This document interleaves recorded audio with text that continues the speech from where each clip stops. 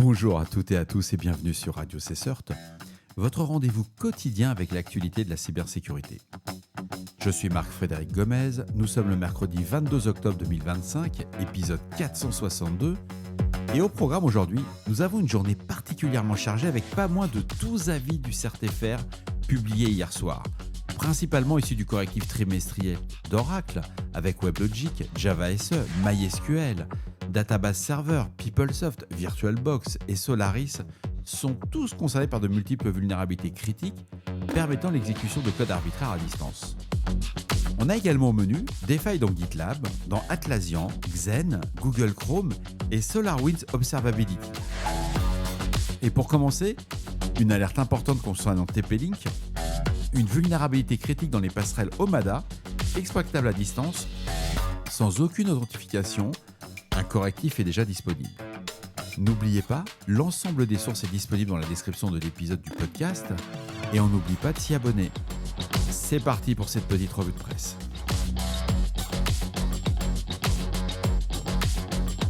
TP-Link a signalé 2 vulnérabilités d'injection de commandes dans les passerelles Omada avec la CVE 2025-6542. Elle a un score CVSS de 9.3 et peut être exploitée à distance sans aucune authentification. La seconde, la CVE 2025-6541, avec un score CVSS de 8.6, nécessite quand même une connexion à l'interface de gestion web et ces failles permettent l'exécution de commandes arbitraires sur le système d'exploitation sous-jacent. Il y a 13 modèles de passerelles Omada qui sont concernés. Je vous recommande vivement de lire ce bulletin. Les versions de firmware affectées et les versions corrigées sont détaillées dans le bulletin de l'éditeur qui a été publié le 21 octobre, c'est-à-dire hier, et TP-Link mentionne également 2 autres vulnérabilités dans un bulletin distinct. C'est la CVE 2025-8750 avec un score CVSS de 9.3 qui va permettre une injection de commande par un attaquant détenant le mot de passe il faut quand même avoir le mot de passe administrateur. Et la CVE 2025-7851 avec un score CVSS de 8.7 qui pourrait permettre l'obtention d'un accès shell avec des privilèges root. Ces 2 vulnérabilités affectent tous les modèles Omada listés dans l'article et les correctifs de firmware publiés adressent l'ensemble des 4 vulnérabilités. C'est à lire si vous utilisez du TP-Link. Omada. Alors, une actualité particulièrement chargée du CERT-FR avec la publication de 13 avis de sécurité. Le premier avis, le CERT-FR 2025 AVI 911, concerne Oracle WebLogic avec un signalement. Il y a plusieurs vulnérabilités. Il y a 3 versions qui sont touchées, la 12.2.1.4.0, la 14.1.1.0.0 et la 14.1.2.0.0. Ces failles permettent à un attaquant de provoquer un déni de service à distance et de porter une atteinte à la confidentialité des données. On a 4 CVE qui ont été référencés et bien entendu, Oracle a publié son bulletin de sécurité hier, le 21 octobre, dans le cadre de son correctif trimestriel d'octobre.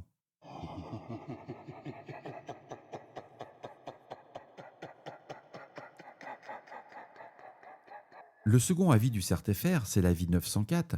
Il remonte plusieurs vulnérabilités dans GitLab Community Edition et Enterprise Edition. 3 branches sont touchées. Les versions 18.4.x antérieures à la .3, la version 18.5.1 antérieure et toutes les versions antérieures à la 18.3.5. Ces failles permettent à un attaquant de provoquer un déni de service à distance et de contourner la politique de sécurité. On a 7 CVE qui sont associés. GitLab a publié son bulletin de sécurité aujourd'hui, le 22 octobre. Tous les correctifs sont disponibles. Le troisième avis du CERT-FR, c'est l'avis 903. Il signale plusieurs vulnérabilités dans les produits Atlassian. Sont concernés Confluence Data Center, Jira Service Management Data Center, ainsi que la version serveur, ainsi que Jira Software Data Center et serveur. De nombreuses versions sont touchées. Lisez le bulletin, c'est vraiment très instructif. Notamment les versions de Confluence qui est antérieure à la 8.5.25, la 9.2.7 et la 10.0.2. Pour Jira Service Management et Jira Software, toutes les versions antérieures à la 10.3.12, la 11.0.1 et la 11.1.0 sont affectées.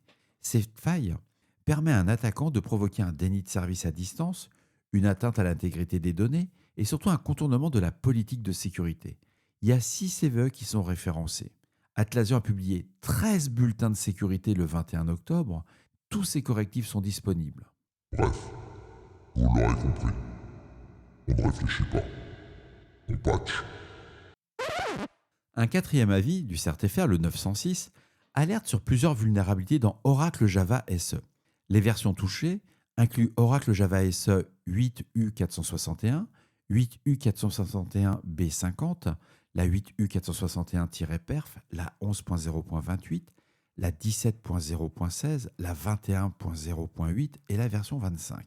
Sont également concernés Oracle Graal VM Enterprise Edition version 21.3.15 et Oracle Graal VM for JDK version 17.0.16 et 21.0.8. Toutes ces failles permettent à un attaquant de provoquer une exécution de code arbitraire à distance, un déni de service à distance, ainsi qu'une atteinte à la confidentialité ainsi qu'à l'intégrité des données. Il y a 16 CVE qui sont associés. Oracle a publié son bulletin hier, le 21, dans le cadre de son correctif trimestriel. Toutes les mises à jour sont disponibles. Le cinquième avis du CERT-FR, le 912, signale une vulnérabilité dans SolarWinds Observability. Les versions Observability Self-Hosted antérieures à la 2025.4 sont touchées. Cette faille permet à un attaquant de provoquer une injection SQL. La CVE 2025-26392 est associée et SolarWinds a publié un bulletin de sécurité. Le correctif est disponible. Vous savez ce que vous avez à faire. Pour ce sixième avis du CERT-FR, le 905, celui-ci signale plusieurs vulnérabilités dans Oracle Database Server. Plusieurs composants sont touchés. La Java VM, le Portable Cluster Web, RDBMS, Functional Index, RDBMS. Après, il y a le SQL LCL et le Unified Audit. Les versions concernées s'étendent de la 19.3 à la 19.28, de la 21.3 à la 21.19 et de la 23.4 à la 23.9. Selon les composants, il faut savoir que ces failles permettent à un attaquant de provoquer une exécution de code arbitraire à distance, un déni de service à distance, ainsi qu'une atteinte à la confidentialité et à l'intégrité des données. Ce ne sont pas moins de 14 CVE qui sont référencés. Oracle a publié son bulletin hier, les patchs sont disponibles. Bon courage.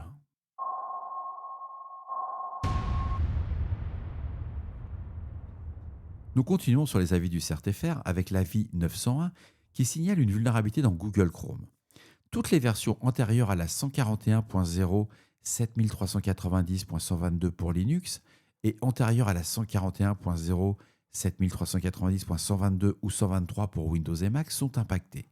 La nature du RIX n'est pas spécifiée par l'éditeur, mais la CVE 2025-12036 est associée. Google a publié son bulletin de sécurité, une mise à jour est disponible, et d'après mon petit doigt, si la NSSI en parle, c'est que c'est tendu. Bon, je vois que vous êtes toujours là. On va continuer sur les AVI du CERT-FR, ces fameux bulletins de sécurité. On a le bulletin AVI 908 qui va signaler plusieurs vulnérabilités dans Oracle PeopleSoft.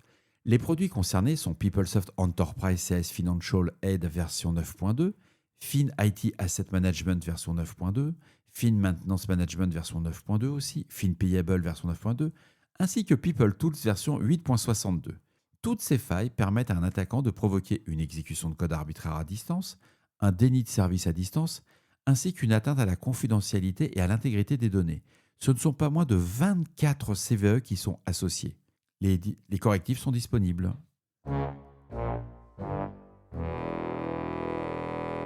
Dans ce bulletin du CERT-FR, on apprend qu'il y a plusieurs vulnérabilités dans Oracle Virtualisation. Oracle VM VirtualBox version 7.1.12 et 7.2.2 sont touchés. Ces failles permettent à un attaquant de provoquer une exécution de code arbitraire à distance, un déni de service à distance, ainsi qu'une atteinte à la confidentialité et l'intégrité des données. 9 CVE sont référencés dans l'AVI 910 du CERT-FR. Bien entendu, toutes les mises à jour sont disponibles.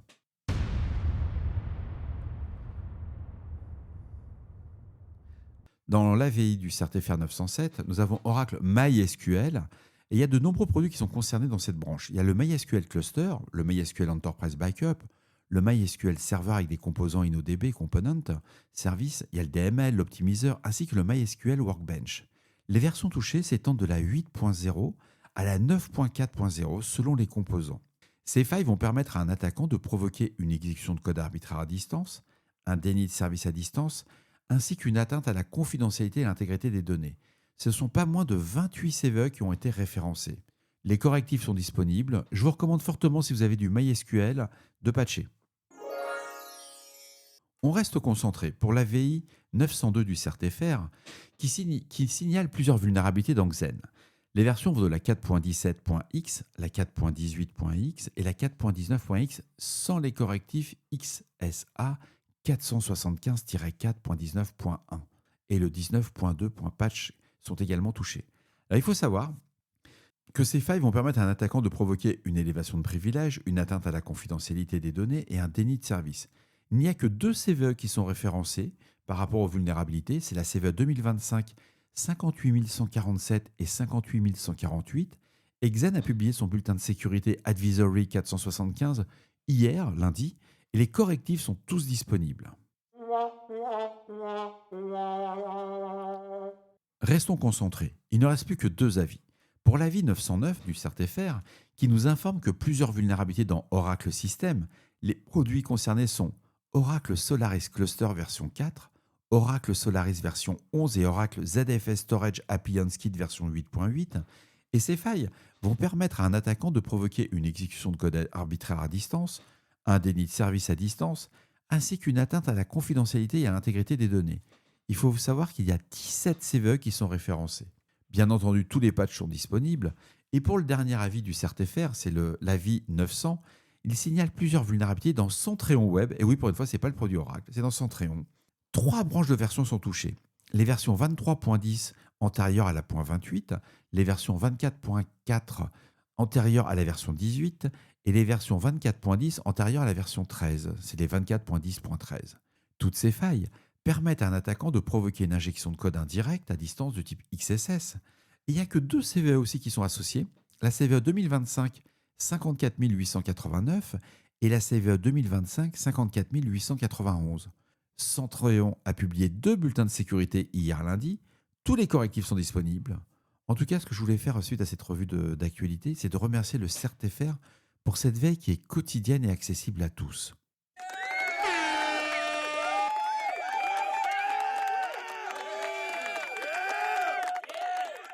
Et puis je crois que vous l'aurez compris. On ne réfléchit pas. On patch. Et voilà, cet épisode spécial vulnérabilité du mercredi 22 octobre se termine. J'espère qu'il vous apportera des informations claires et utiles. N'hésitez pas à regarder dans la description de l'épisode tous les liens. Je vous ai mis toutes les sources qui sont disponibles. N'hésitez pas à me faire des retours sur le répondeur de Radio CSERT au 07 68 72 20 09, 07 68 72 20 09, et pour les plus timides, par email sur radiocessort@gmail.com. On se retrouve demain pour un nouvel épisode. Je vous embrasse très fort. À demain.